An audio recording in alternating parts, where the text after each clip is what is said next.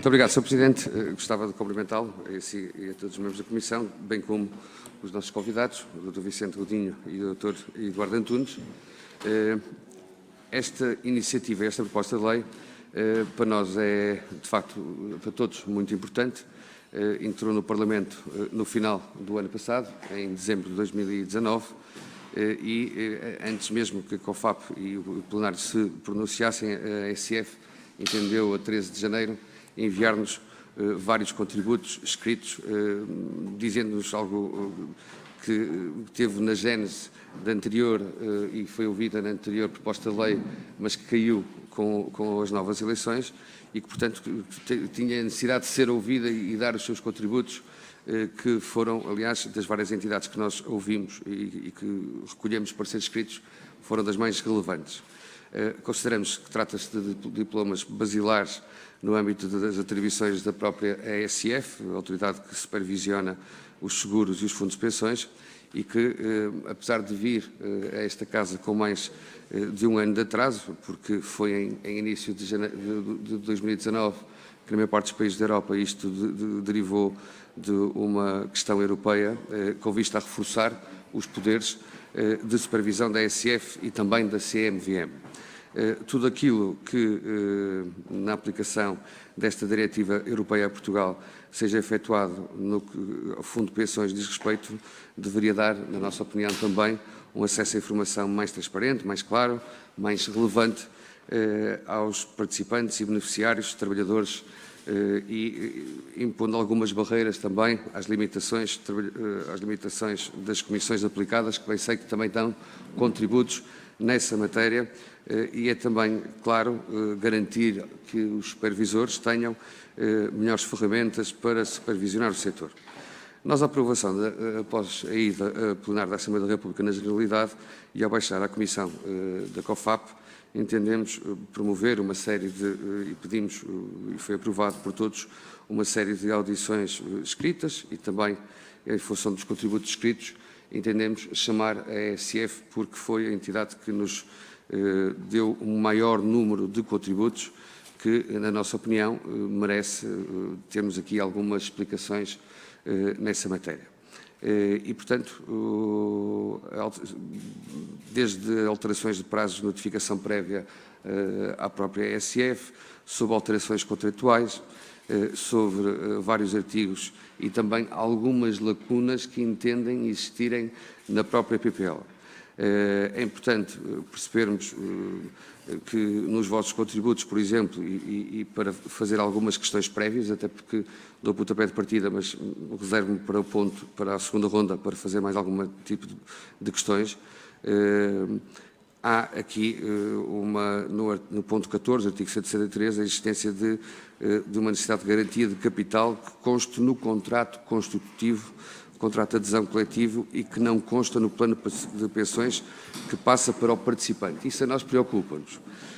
Também no ponto 15, artigo 176, na informação complementar a prestar a pedido dos participantes e dos beneficiários, há a necessidade de clarificar que os participantes e beneficiários de adesões individuais e dos fundos de pensões abertos possam receber uma política de investimentos completa e não apenas a declaração de princípios desta política, que, aliás, como é sabido, é um dado que existe ou que estará disponível no site e, portanto, não é para os participantes trabalhadores, mas para, no fundo, para todos poderem consultar e o mercado. Mas tem que haver aqui alguma informação que consideramos que é importante para quem destes fez descontos durante a sua vida profissional e para nós também é importante percebermos o que tem-nos a dizer sobre isso. E há aqui duas questões que gostava também de introduzir. Uma, a CMVM não deu grandes contributos, já os tinha dado na proposta que tinha chegado à Assembleia da República em 2019, no início de 2019, mas ouvimos também contributos da União Geral de Trabalhadores, dos trabalhadores, da UGT, e entendemos pela relevância dos fundos de pensões privados e abertos, ouvir também a Comissão Coordenadora das Comissões de Trabalhadores do Setor Bancário sobre a forma de garantir a sustentabilidade do sistema de reformas, em que, na opinião deles, deve incluir também os sindicatos e os patrões em parte igualitária, ou seja, dar aqui esta possibilidade aos trabalhadores e aos seus representantes, nestes dois patamares, sindicatos e comissões de trabalhadores, que consideramos que pode vir a ser importante. E, portanto, concordam? O que é que tem a dizer quanto a isto? Acho que é relevante. Também entendemos que apesar da referência na presente PPL número 1, no sentido de garantir aos supervisores melhores ferramentas para supervisionar a capitalização e a individualização de contributos ao longo de toda uma carreira contributiva, que muitas vezes é muito longa, via fundo de pensões abertos e privados, se concordam com esta capitalização na sua individualização nos contributos que têm que ser dados.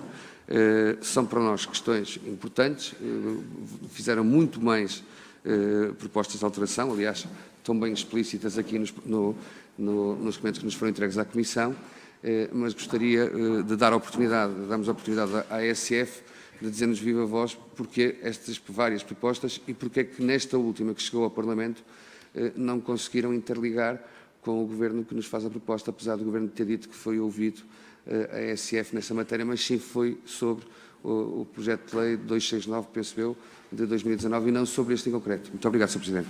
Muito obrigado, Sr. Deputado Eduardo Teixeira. A palavra ao Dr. Vicente Godinho ou ao Dr. Eduardo Antunes? Dr. Eduardo Antunes, faça favor, a palavra é sua. Sr. Deputado, muito obrigado. Se calhar vou mesmo acabar por tirar.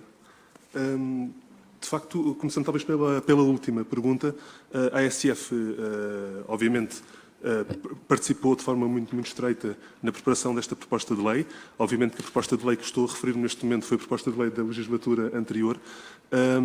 O que acontece é que esta proposta de lei, do estudo que nós podemos fazer, é semelhante em 100%, se não sei, muito perto de 100% da proposta de lei que foi apresentada anteriormente e, quer dizer, só posso supor, talvez tenha sido por isso que o Governo não suscitou a intervenção da ASF nessa altura. O que acontece é que, tendo em conta, não obstante, e se calhar a título de consideração prévia, dizer que esta proposta, a ASF concorda na globalidade com esta proposta de lei, portanto é uma proposta de lei compreensiva, que faz uma alteração muito relevante a um dos diplomas basilares da atuação da ASF, que é o diploma que portanto, vem revogar o Decreto-Lei 12 de 2006, que estabelece o regime de constituição e funcionamento dos fundos de pensões. Portanto, esta é uma proposta positiva por várias razões. Primeiro, porque permite uma reestruturação do diploma, que sendo basilar, era importante que assim o fosse, por um lado, para uniformizar com o conjunto de alterações que foram sendo feitas noutros âmbitos do sistema financeiro, nomeadamente a nível da distribuição de seguros, que já foi aprovado em 2019, ou mesmo dos instrumentos financeiros da Lei 35 de 2018. Portanto, havia aqui uma falta de uniformização da parte dos fundos de pensões e esta lei é muito relevante para isso. Ao mesmo tempo que estabelece um conjunto de reforço, tanto ao nível do sistema de governação, de tanto das entidades gestoras como das estruturas de governação dos fundos de pensões, e ao mesmo tempo também um reforço, como o Sr. Deputado também já acabou por referir, das matérias de conduta de mercado. Ora, o que é que aconteceu? Naturalmente, desde que a ASF prestou o seu aconselhamento técnico ao Governo na altura da preparação da proposta de lei anterior, até agora houve a possibilidade da ASF aprofundar um bocadinho mais o diploma, conhecendo o diploma da sua versão anterior e permitiu que, sendo, como já referi, um diploma tão estruturante, que a nível interno conseguíssemos identificar um conjunto de situações em que nós achamos que o diploma podia ser melhorado. Reparemos, temos um diploma muito grande, muito extenso, portanto é quase um trabalho infindável, se quisermos, procurar os seus pontos de melhoria. Começando, se calhar, tentando responder agora às suas perguntas. Começando pela parte das alterações ao nível comportamental, ou seja, é importante salientar que esta proposta de lei estabelece um conjunto adicional de requisitos de informação aos participantes que não existia na legislação anterior, e isto manifesta-se tanto ao nível de informação pré-contratual, nomeadamente documentos standardizados, que já existem, nomeadamente a Lei 35 de 2018, e tanto também na Lei 7 de 2019, para a distribuição de seguros, neste último caso, e que era importante também estabelecer aqui essa uniformização. O que nós salientámos aqui nas nossas notas, tanto no ponto 14 como no ponto 15, são questões de maior pormenor, mas que não deixam de ser relevantes, porque, como disse, e bem, uma coisa é o participante ter conhecimento da política de investimentos. Aliás, tem que ter conhecimento da política de investimentos, porque ter um documento mais detalhado e cuja apreensão pelos participantes é mais recomendável, coisa que não estava neste momento previsto. Isso nós consideramos como um ponto favorável.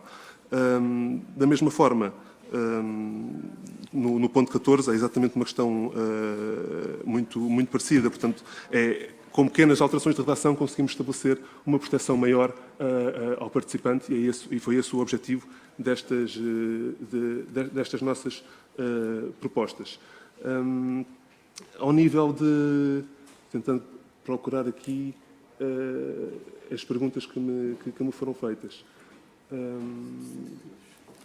A questão da notificação prévia é uma questão relevante, é uma matéria sobre conflitos de interesses, que, aliás, a Autoridade de Supervisão de Seguros e Fundos de Pensões está a preparar neste momento um projeto regulamentar sobre essa matéria, que já tenta alinhar com o que está agora aqui neste projeto legislativo, e o que se verificou foi que o prazo que está neste momento previsto é, do ponto de vista de experiência de supervisão, insuficiente para conseguir dar uma resposta atempada àquilo que são os processos de conflitos de interesses com os quais nos temos vindo a deparar. E, nessa medida, seria, obviamente, uma vantagem conseguirmos ter este período alargado para conseguirmos fazer a análise, de acordo com a experiência que temos tido, que funcionaria melhor. Deixamos à consideração dos senhores deputados, naturalmente, essa possibilidade. Relativamente...